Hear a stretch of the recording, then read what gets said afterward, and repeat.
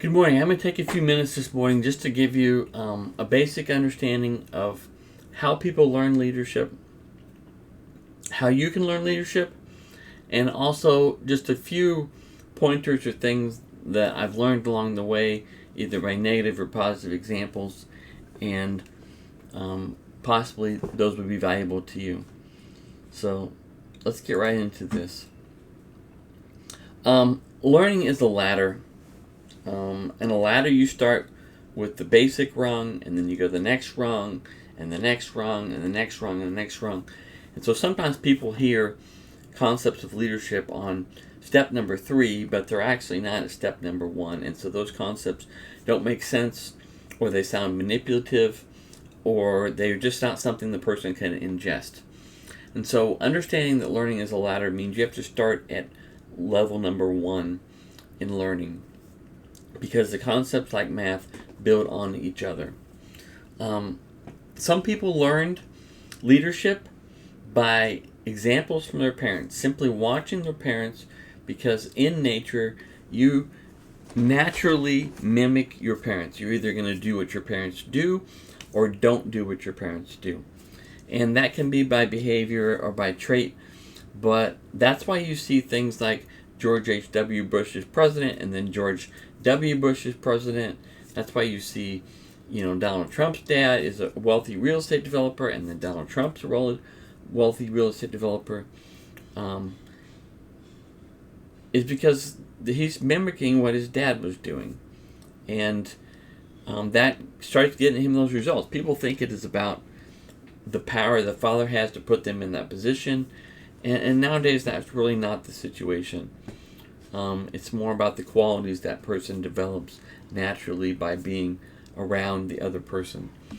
The other way to learn leadership is by exceptional ability to learn. Either you have an exceptional ability to perceive situations, how they occur. You have an exceptional ability to understand and calculate situations. You have exceptional ability to analyze, and so you get some first level leaders that basically come from nothing, like Elon Musk. And it's because of his own exceptional abilities, how he perceives the situation, how he looks at it, how he executes. Not something that he really learned from someone else, from mimicry, but maybe something he sought out intentionally. So a couple examples of things that aren't natural for you to understand about leadership is when you talk about another person, and let's say I tell you, I work with these two guys, John and Tom, and they're really smart, and they try to do the right things for people around them.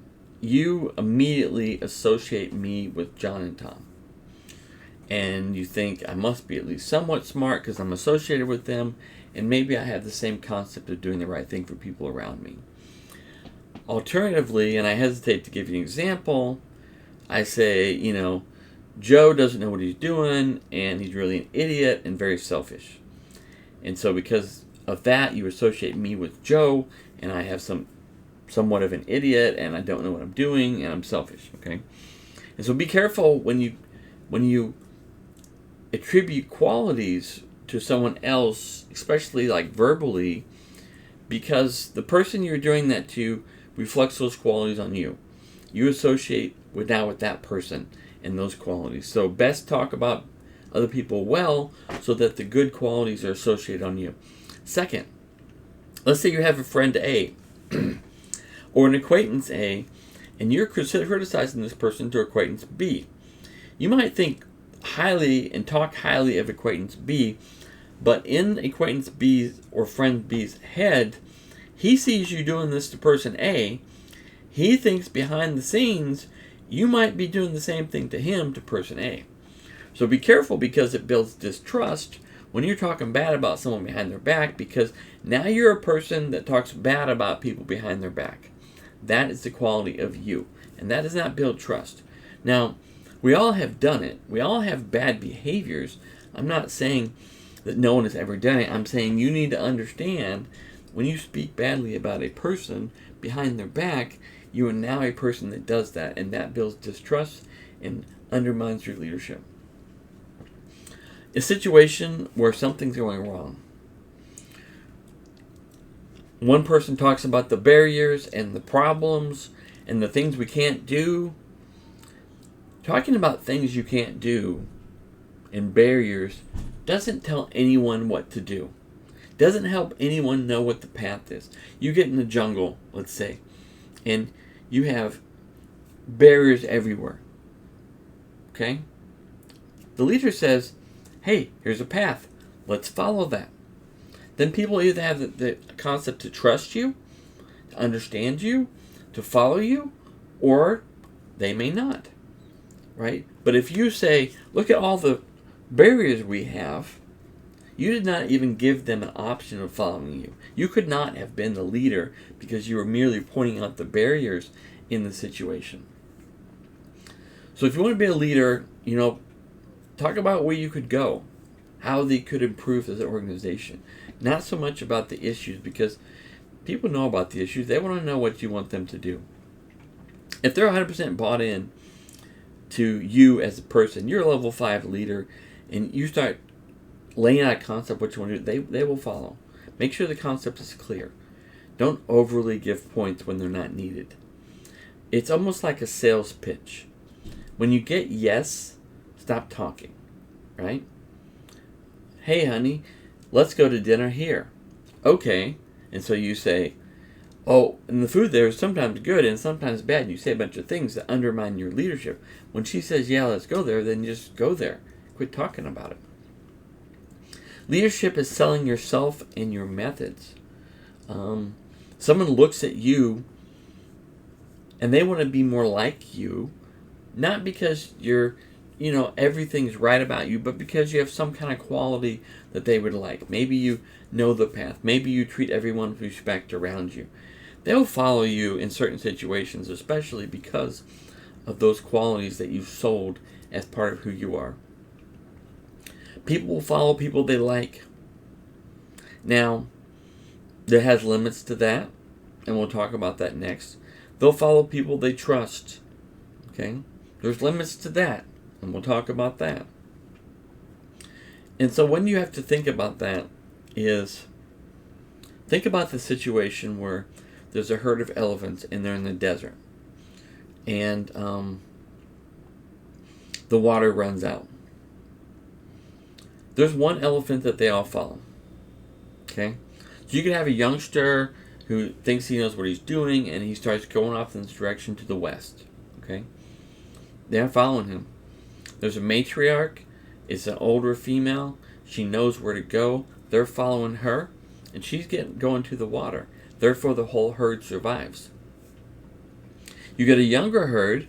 I saw a video of a herd of impala that didn't know about crocodiles being dangerous, and the head of the herd went right into the river with the crocodiles. Half the herd got eaten.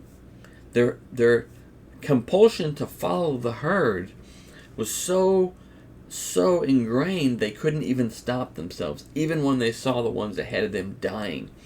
And so understand that. The compulsion to follow the herd is huge. Think about that in the stock market crash. Why does the stock market crash? One person sells, another person sells. Everyone starts following the herd. Is the herd going the right direction? A lion pops out. The herd runs. Everyone runs. One that doesn't run stands there and gets eaten. That's essentially how herd mentality developed. But today, herd mentality isn't always the right thing. How do you know where you should go? How do you identify who should lead? How do you identify competence? The leaders in a technology field, one of their skills has to be identifying competence in their organization. You think they set direction of where we go? The best leader I've seen hardly sets any direction. You think he's setting direction, but he's not. He's identified the 3 or 4 most competent people, and he's grasping where they want to go and why they want to go and what the concepts are. He's testing out their process and their methodology of that thought process, but he wants to understand their underlying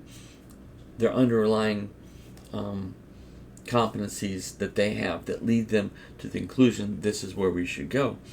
then he, understanding that, leads the herd that direction. And so it's almost like nowadays this female elephant of 45 years, gets opinions of 4 or 5 high IQ or smart or intelligent or experienced people underneath her about where to go, and then makes the decision based on her wisdom. And so consider these things when you're talking about leadership. And I would say understanding how people become leaders, how they acquire leadership skills, and that leadership is a ladder that starts at step 1 and step 2 and step 3, as you go up the ladder. These things are basically the first rung. Most people think leadership is born. They just have it or they don't have it. Leadership is people telling you what to do. Leadership comes from, my daddy gave me money. And those concepts mean you're on leadership step 0. You have not started the ladder. And so I would encourage you to start the ladder. Start at rung 1. Go out, understand what that looks like, what that first step is, and kind of get a picture of how you would have to develop your skill sets in the process of leadership to be more of a leader, and why you should do that, or what that would do for you, your family, and people around you. So I hope you enjoyed the video. Like it down below and subscribe if you can, and I'll talk to you later.